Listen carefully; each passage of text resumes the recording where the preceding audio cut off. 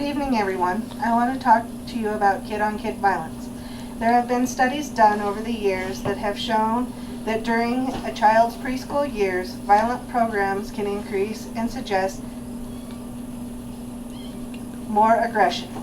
The research discovered that for every hour that a child watches violent programming in their preschool years, their aggression increases threefold when they are ages 7 to 10. This research was done by Dr. Chris Stuckey and Frederick Zimmerman, PhD, both of Seattle Children's Hospital, Research Institute, and University of Washington School of Medicine.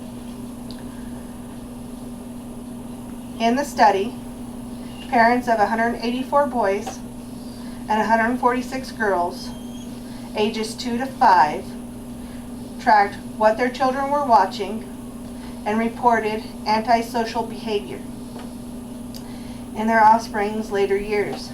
Behaviors which included cheating, being mean, disobedience, destructiveness, and demonstrated a lack of remorse for their actions. Also, the research at Harvard School of Health studied 74 animated movies between the years 1937 to 1999,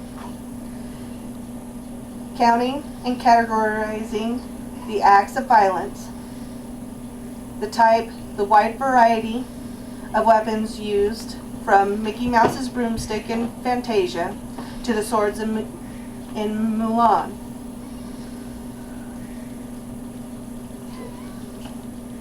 The research suggests that a G rating may no longer be significant to reflect the content of animated movies.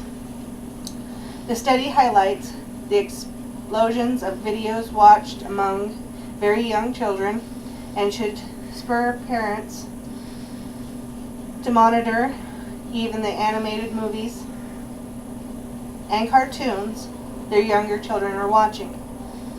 I truly believe that parents should be responsible to explain what is really going on with what the children watch and learn. So when children are watching Bugs Bunny and Elmer Fudd is shooting the rabbit, that animals and even people will die. They're not just going to jump up like nothing happened. Violence in cartoons is an integral part of cartoon content. In fact, frequency of violence in cartoons is higher than in live-action movies, dramas, or comedies. As a consequence, youth are more likely to view media depicting violence during Saturday morning cartoons than during primetime TV hours from 8 p.m. to 11 p.m. This was done by Potter and Wagner in 1998. Gerner, Gross, Morgan, Signorelli in 1994. However, there are qualitatively difference between the acts of violence depicted during live action dramas and depicted in cartoons. Cartoon violence meant for youth audience, as opposed to animated films for adults such as heavy metal, tended to involve minor acts of violence. Realistic portrayals of death is rarely shown, and graphic acts of violence are seldom televised. Additionally, cartoons sensitize the outcome of violence.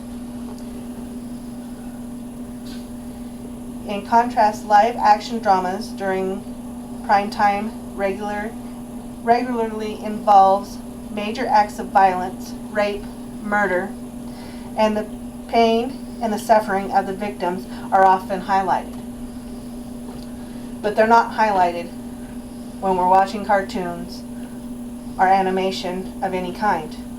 This was done by Potter and Wagner in 1998.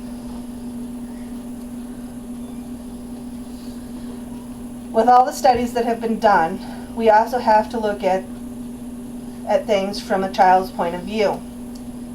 Cartoons are awesome, and they teach them some of the good, wholesome values, like The Simpsons.